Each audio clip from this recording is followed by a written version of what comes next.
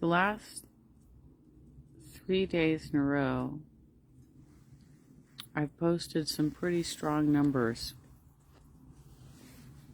for signature collection. Some of these people are people I've talked to before who have been putting me off for months. They recognize me. They know me. In fact, one woman I spoke to this evening, I've knocked on her door probably 4 or 5 times, and she's answered every time. She's never signed because she says her daughter works at the Surf and Sand and is very happy with the way they treat her. So she was unwilling to sign the Laguna Beach measures, but she finally stopped long enough to hear me do the pitch on all 4 petitions. So when I got to the nurses' measures, that putting nurses in dialysis clinics and having the pandemic relief fund, signed right away. She's on board with those 2. But she wanted to have a conversation with her daughter about the other 2. I let her take a picture of the language for the measures. I said, you have a conversation. I'll be at the farmer's market. Come and see me.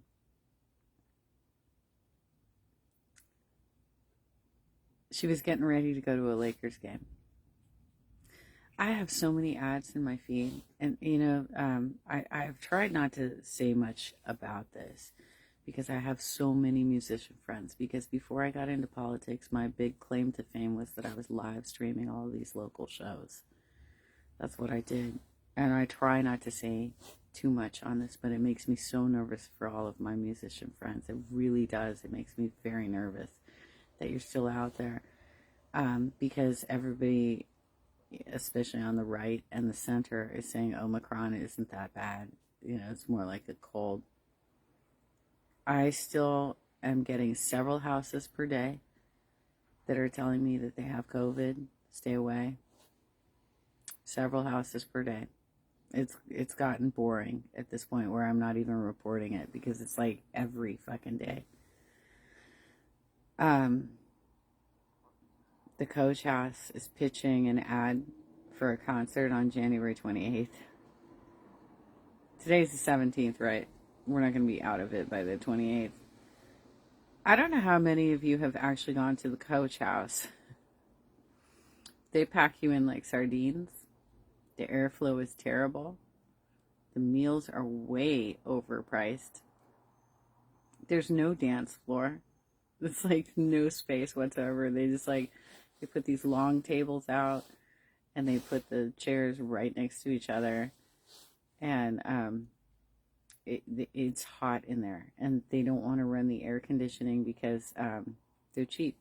They're fucking cheap. It's one of my least favorite venues to go to. I'm not afraid to say it.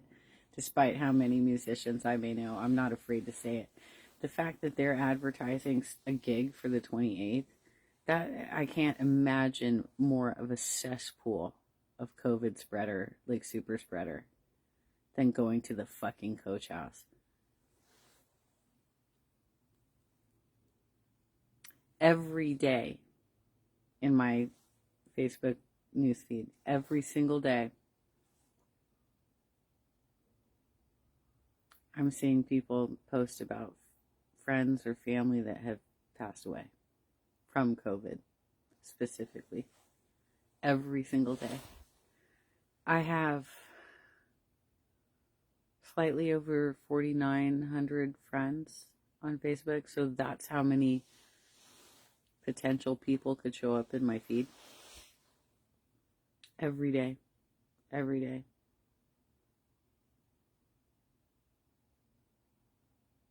It's been very quiet in my neighborhood. Other than the altered exhaust pipes when they drive their loud vehicles through. It didn't used to be like this. It didn't used to have to be like a display of your small dicks.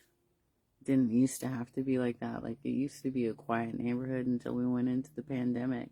Then everybody decided to make as much noise as fucking possible. is Muh Freedoms.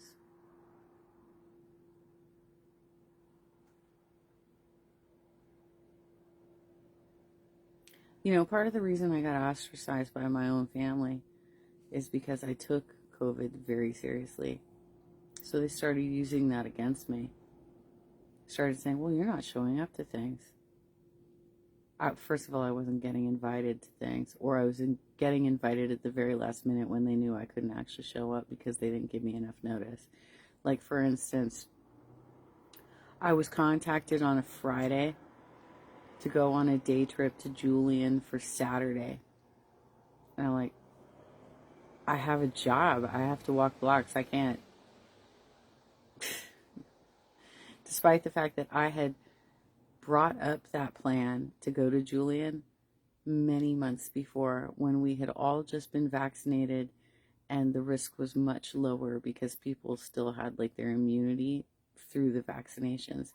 These vaccinations only last for so long, and then we have to get boosted again. And we're going to have to get a fourth booster. It will happen. It's infuriating how flippant y'all are with not only your own health, but with our health. The rest of us who are actually trying to protect ourselves. I see so many stories go down my newsfeed.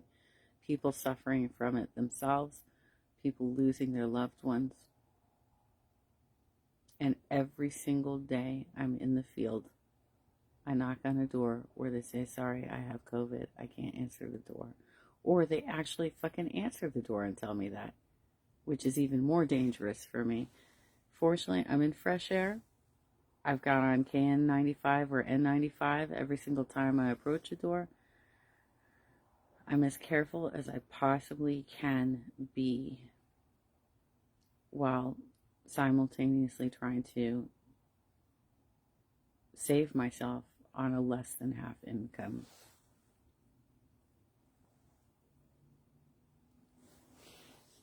My freedoms.